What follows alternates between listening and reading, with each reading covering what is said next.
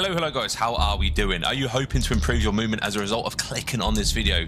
I hope so, because we've got 10 ways in which you can do so, including things such as settings, snaking, slide cancelling, shouldering, how to abuse your aim assist a little bit more, and ways you can obtain better accuracy in your gunfights, plus much more. So that's generally what we're going to be looking at. If you have any questions, obviously you can feel free to drop them down in the comments below. I'm just loaded into a private match here. This isn't a lobby, obviously. And the first thing we're going to be looking at are the settings. So we're going to zoom over towards the settings here. And the first thing I wanted to mention is that I play on tactical button layout.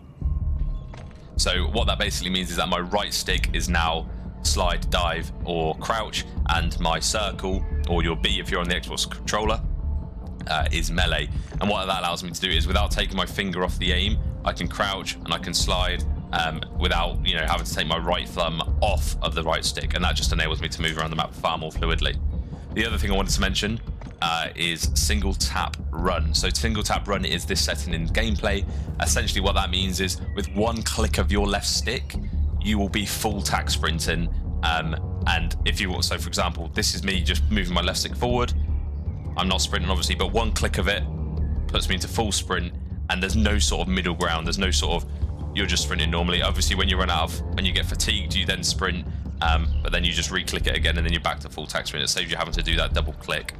The next setting I want to quickly show you guys as well is that you want the mantle behavior to be on grounded mantle off, automatic airborne mantle partial, and then automatic ground mantle mang, whatever it is, off. That basically means that you're not going to find yourself just generally accidentally mantling things. You're going to be in full control of whether you want to mantle something or not, and that's just what I would prefer to have.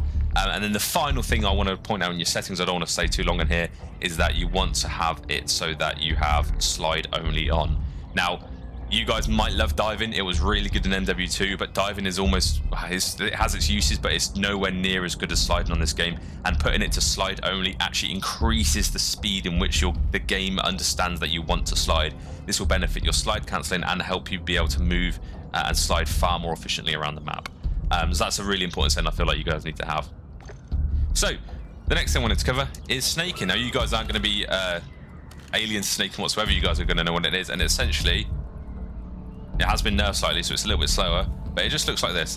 And on the enemy's point of view, your head's popping up for a millisecond, but it's a nice way to get intel. And the way I do it, and the best way I remember doing it, if you look at the bottom left of my gun, as soon as that hand comes out, I move forward. So what I'm doing, all I'm doing is holding my right stick down to lay down, but then as soon as that hand comes away from my gun, I sprint forward. Like that. That's all I'm doing. As soon as that hand comes away from my gun, I'm sprinting forward, and I can get this nice little form just like this, and it gets me into a snaking position. Now, obviously that's cheesy, and you're going to do your controller in like crazy. You're going to run through controllers like no one's business. If you're doing this, your dead zones are going to hate you. What I like to do is one pumps. So it's not quite the snaking we're seeing, and one pump snaking basically means you go down, pop, and then you shoot. And that's really good if you're getting info. So say you know someone's here and they're shooting you. You can either you can slide cancel to a heady, but you can lay down, and as soon as you know where they are, pick up and shoot. Just like that, lay down and then shoot. Snake, shoot. Snake, shoot. And that's a really nice way to just throw someone off guard that's not expecting you to repeat, especially if you're a little bit weak. You lay down, they think you're taking cover, and then you're straight up just like that, and you can beam them. But generally that's it. You just wanted the important thing is lay down, wait for the hand to come away from the gun, and then sprint forward, and then you can get this really nice snaking form like I have here. Now the third thing I want to mention is slide cancelling. Now slide cancelling is obviously used a lot, and we're just going to be running through how exactly you do that. So you want to be sprinting, and then you click the right stick in, or you press crouch, and that gets you to slide. Now the next thing you need to do to cancel this slide is press that same button again. So slide, slide, and it stops the slide immediately. Slide, slide, slide, slide. Okay, so that's half of it. That's literally half of it. And as you can see, I'm still crouching. So it's sort of cancelling my slide, but I'm still crouching. Now, how would you get up from this crouch to full pose? Is just by pressing jump. So slide, slide, jump, slide, slide, jump, slide, slide, jump. That's how you slide cancel. Slide, slide, jump, slide, slide, jump, and it looks like this. Now, the way you put that into a gunfight is you slide, slide, jump, aim, slide, slide, jump, aim, slide, slide, jump, aim. That's as easy as that. Slide, slide, jump, aim. So it's literally 4 clicks, maybe. So you press slide twice, one to initiate the slide, one to end it, jump to get into the standing position, and then you aim to pull up your gun, and it gets you to, you play things like that. Now, I see a lot of people overusing this, so you don't want to overuse this. If you're just running around the map, there's no reason you need to do it.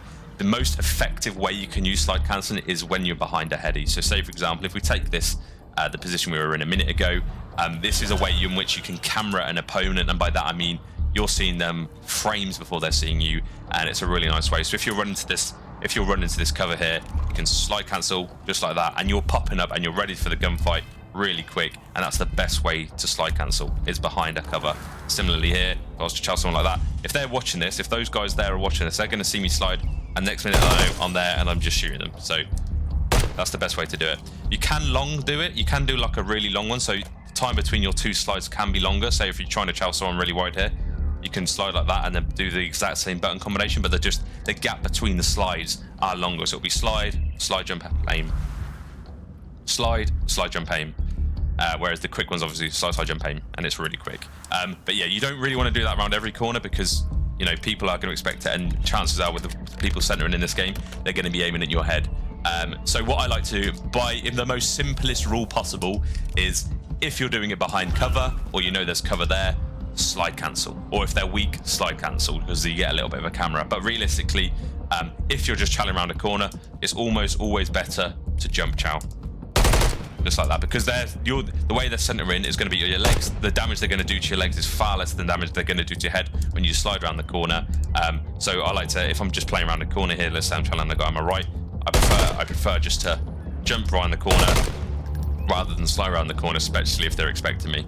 Now, as I say, that's my rule of thumb. If you're doing it around corners without any cover, jump. If you're doing it behind cover, use a slide cancel, because you can camera them just like that. But obviously it determines on hundreds and thousands of situations you're going to be in, but that's my general rule of thumb. That's how I found myself dying far too much to headshots by sliding around corners, because people are just centered at my head at that point. So I found jumping was far more efficient in my gunfights I'm taking in. So jump shot, and we did touch on that briefly just then. So that's my point number 4, I believe. But jump shot, obviously you do around corners, but generally speaking, you do a mid-gun fight. As long as your aim isn't shooting, too far up, you're not going to miss any bullets, and you can shoot like that mid-gun fight, and it just stops them from being able to shoot you. If you do want to do that, and you do that frequently, I'd very much recommend having assault gloves, because it improves your jumping accuracy, so your bullets don't stray too far away from your aiming. So if you are a keen jump shotter, make sure you have the assault gloves on. Now, the next thing I do, and this is, by the way, these are in order of how much I do of them, I think. But this thing is so simple and so important, and it's called shouldering. And now you guys, if you guys are fair-weathered Call of Duty players, you're going to know what shouldering is. But in essence, it is just peeking something really quickly. So, just like that. That's shouldering. Just doing that. Literally, the movement in my left stick is just in circles. So if I thought someone was internal, I just wanted to take literally a circle of my stick, just like this, is a way in which I can shoulder it. It's a way I can quickly see if someone's there and get back out of the action quickly without being shot. Now, you want the fastest moving weapon in your arsenal to do this. So if you've got a pistol, use a pistol shoulder, because your general walking speed is going to be quicker. Your gun, obviously, you can see how much more sluggish that is, whereas a pistol, really nice and quick. So make sure if you are shouldering, it's especially good on S&D if you're just trying to get info on someone's real push. You can just shoulder and then check someone's there, and then dip out if you know people are there, and then call for help if needs be. You can, if you're a really passive player, you can do it to every corner you want, just check people are there, then you can wide swing out and chow. But yeah, the essence is shouldering. You just move your left stick in circles, and you can see, I'm looking at this exit here, I can just see for a frame or two anyone pushing out. And don't forget, have your most mobile gun out when you're doing it, so you can do it as quickly as possible. The next thing I want to mention is how to obtain aim assist when you're like holding an angle. See, I see so many people hold an angle and they're just doing this. Their left thumb is not moving their left stick whatsoever. I can't highlight this enough. You need to be moving your character to have aim assist. Now, for those of you on keyboard and mouse, obviously this isn't going to be applicable, but if you're not moving your left stick on your controller, you won't get aim assist, which might explain if you find yourself getting shit on when you're holding a pre-aim, it's because you're not getting aim assist. You will see if you watch any pros, if you watch any good players, they'll be slightly moving on the ground like this, because in that way they're still getting aim assist even though they're holding this pre-aim here. Same happens if you're standing.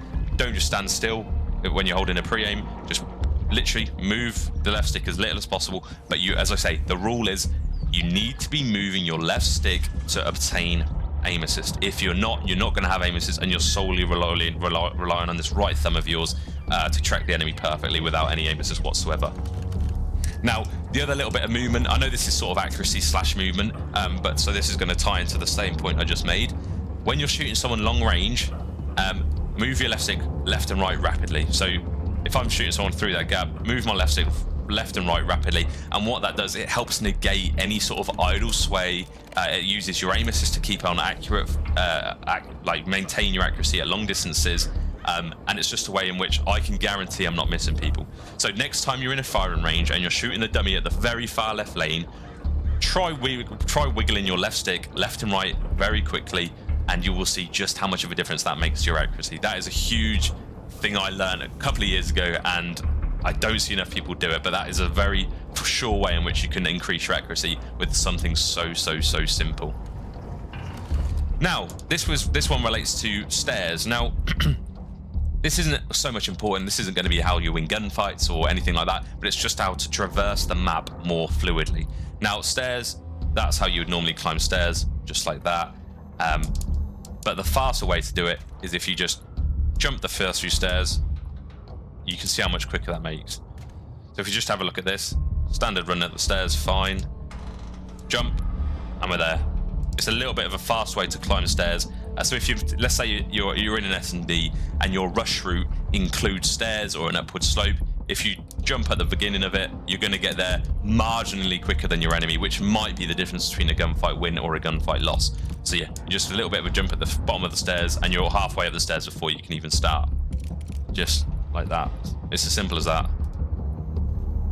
The next thing is almost going to be the opposite. When you're running downstairs like this, there's a faster way to do it, and the fastest way to do it is to slide. If you guys don't know, on this game you can slide any downward slope, you can slide down faster than you would by walking it. So this is a fairly low gradient, but you can see I get a full slide propulsion down this slope, and I can tie this into some sort of slide cancel at the end, so slide all the way down, and then I'm ready to pre-aim just like so. It works anywhere, and as you can see, it's a lot quicker than just walking down the hill or sprinting down the hill. So slide, then you're chilling. Now obviously that's a very slight gradient, so it's not going to work as well, but yeah, if you interpret those two things, or if you work them into your gameplay, you're going to notice you're going to be moving around the map far more fluidly.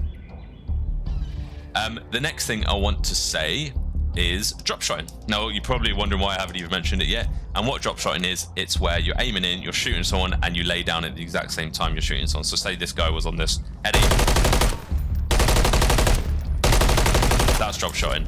And now the simple way you do that is because I'm playing on tactical, which is my right stick to lay down, all I'm doing is aiming in, shooting, and then slamming my right stick into the ground, and that just is a way in which I can drop shot. This is fine. I don't advise you doing it in all your gunfights, because you're probably going to get shot around the head, but this is a way in which you can, if you mix this with jump shotting as well as slide cancelling, it's just another movement technique in which you can be above your opponent in these gunfights. Now, the best way you can actually utilize this is doing it around the corner. So if someone's like, if you know you're challenging someone, you've gone to hide, they're pre-aiming, even especially if it's a close angle. Let's take this as an example. Let's say I've just seen someone go around this corner and I'm here and I'm pre-aiming them like so. I'm waiting for them to come back around. Now, if he chows like this and he chows me, if he jump shots, he might kill me. If he slides around the corner, he might kill me. But generally speaking, if you lay down, if you drop shot, if you see you go around here and you drop shot around the corner and you shoot, he's not going to see you. So this is the best way in which you can, it's one of the good ways you can reach around a corner. It's by jump shotting, drop shotting around a corner, and then beam like that. Similarly, you can do it here. You can do it any corner really, just like that. And as you can see, if someone's aiming here, waiting for you to peek, whether it's the pistol or what, you're going to be down here. They're not going to see you initially, and they're going to have to readjust their aim. So you're going to get the first bullets on if you do that. penultimate thing I'm going to show you guys is water jumping. Now, this isn't so prevalent in this game because there aren't too many maps with water, but as you can see, Subbase is one where there is water, and a lot of people I see climb out the water like that. Ugh, really sluggishly, they mantle this, whatever they can mantle. But there's a more efficient way of doing it. It's the way Shotzi did it, who's a CDL pro. You got to come to the bottom of the water, hold jump, like that, and you basically hop out of the water onto this, and then you're ready for a gunfight instantly.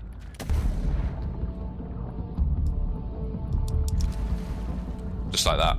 It's obviously a little bit more efficient than mantling, but the way I do it is you dive all the way to the bottom, and then you hold jump to rise yourself, and you want to aim for about a meter away, like an in-game meter away from where you are. So this is probably about that, and then you want to come out of the water about a meter away from where you want to climb up, and it should hop you out just like I've done there.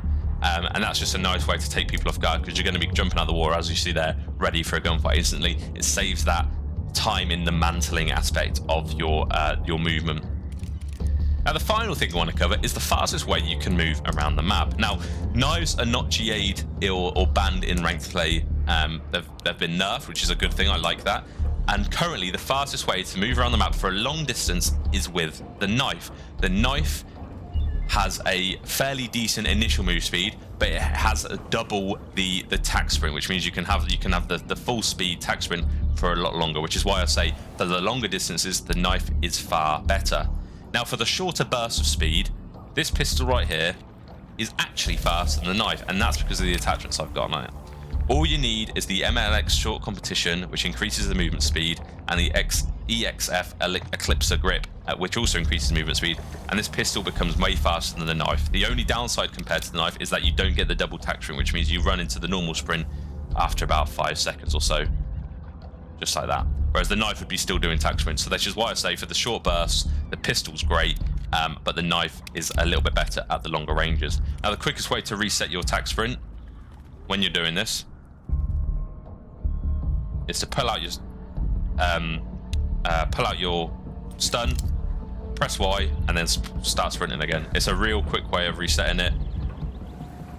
If you do it quicker, you can see how quickly that makes a difference. Do it again. Now you can see this. You're barely seeing this come up, but you can see I'm doing it. You can probably hear it as well. That's the quickest way in which you can move around the map. So yeah, if it's a long distance, stick with your knife. So if you're taking an S&D route off the rip, stick with your knife, I'd say. But just for generally moving around the map, this thing's far quicker. And obviously you can combine that with lightweight instead of covert sneakers to move even faster around the map. So that's going to do it for me from now. If you need guides or a specific guide or something explained a little bit more in detail, feel free to let me down in the comments, and I'll do some sort of maybe a YouTube short or just a dedicated video specific to that. But that's the general gist of it.